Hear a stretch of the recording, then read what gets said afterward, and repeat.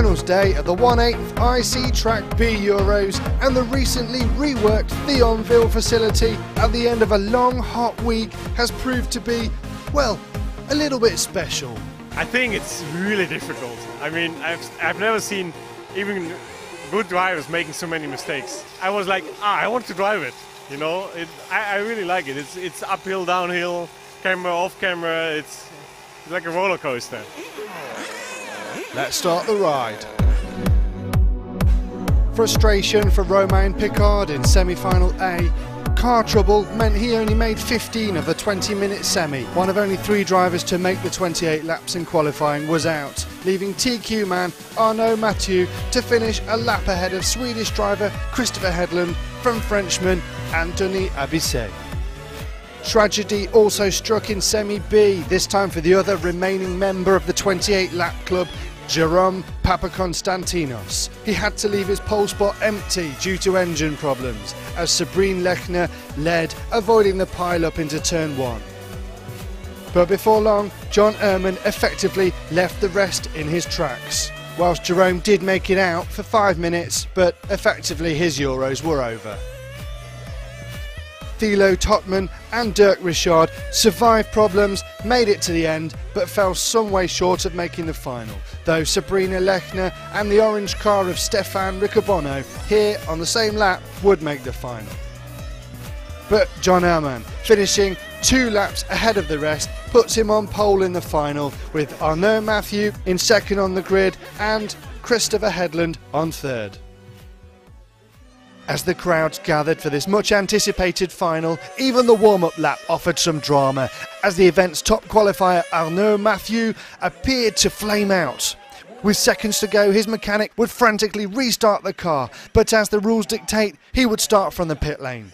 This of course gave poleman John Ehrman a bit more breathing space into turn 1. But with the exception of some acrobatics from Cédric Ramiller-Perrine, most of the field got away cleanly. So as the opening laps unfold, yellow car 1 of John Ehrman leads from white car 3 of Christopher Hedlund, from pink car 4 of Anthony Abisset, with home favourite Arnaud Mathieu at the back of the field. And in just a few laps, Ehrman stretches his lead on cars 3 and 4.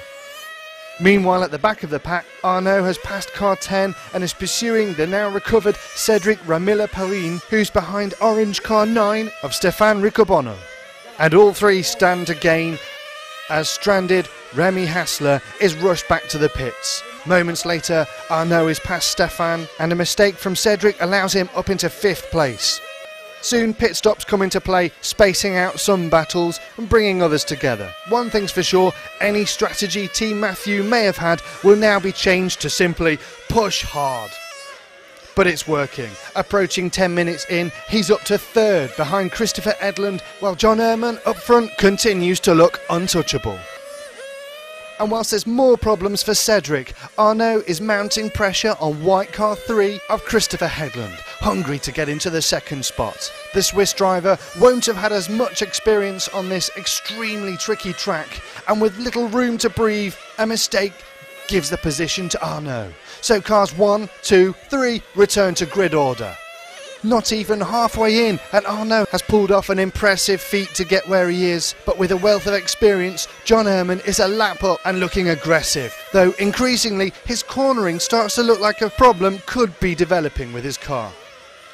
About 10 minutes in, and cars 1 and 2 are close enough now to exchange positions when they pit stop, but a very bad corner puts Arnaud into 1st, while Ehrman's car now urgently needs attention. His pit crew changes tyres, which takes about 17 seconds. The new tyres, they affect his pace, and the leader puts another lap on him. And further down the field, the off-road action continues, this time for Remy Hassler and Christopher Hedlund. And things continue to go downhill for the poleman, spending more time in the pits as Arnaud continues to put lap after lap on him. Ehrman returns to the track, but finds himself planted into a grass verge with Remy Hassler. So, approaching the halfway mark, 2nd place is now held by Christophe Louis on 77 laps, seen here chasing Lars Haugen into that corner. Sabrina Lechner in third, who's quite wisely kept herself to herself. She's a lap back on 76. The poleman John Herman having another problem, down in 8th position on 64 laps. While the leader, who's already come from further back than that, Arnaud Mathieu, is now 3 laps out in front on 80. But with this track, you cannot write anything off. Sabrina now found upside down at the end of the pit lane. This is getting surreal now. Her car has clamped itself to that Marshall's t-shirt. Yeah, so now orange car 9 of Stefan Riccobono will be up into third. But before long, he crashes. It looks gruesome. The Marshall doesn't know whether to touch it. Can he really drive like that? It almost looks though it's crying in agony. But it's just the body shell, of course. Meanwhile, car 4 of Anthony Abisset, only a lap or so back, looks to take advantage of the situation, but he slides off the straight onto the grass, as in the foreground, it's the leader being carried back to the pits. The team discuss the best plan of action in the panic as time ticks away. With a lap every 16 seconds, it doesn't take long for Christophe Louis to eat into Arnaud's lead. They decide to make a tyre change. Now with Christophe only a lap back, they must prepare the car for battle. And now less than a half a lap away, the leaders need to get back out. But no, more problems as Christophe Louis sails past to take the lead. A second later and Arnaud is back on track, just a few seconds behind. And now with a full fuel tank, of course, Christophe will need to fill up, so Arnaud must make every second count. Then a mistake from Christophe gives Arnaud a boost. Regaining first place is now just spitting distance for the home favourite, the second of the 2 cars chasing the white-purple number 5. The middle pink car is just traffic Arnaud needs to deal with. First and second are bumper to bumper, thrashing their cars through the insane twists of this awesome track. Arnaud outguns Christophe on the straight, out in front again, as Christophe seems to lose his mojo. 2 laps back and Stefan Riccobono, all patched up from his earlier body shell incident, looking comfortable in third, Lars Haugen in fourth, some way behind him. Take your eyes off that battle and Arnaud's in the greenery, trying to drive the car out of the Marshall's hands. And now his wheel arch is caught.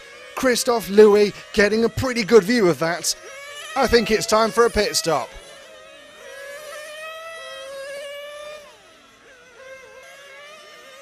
Eight minutes to go and a collision with Lars Haugen, and Arnaud gets his body shell hooked. Losing control, he's in the grass. No major damage, but the delay is just enough for Stefan to pass and retake the lead.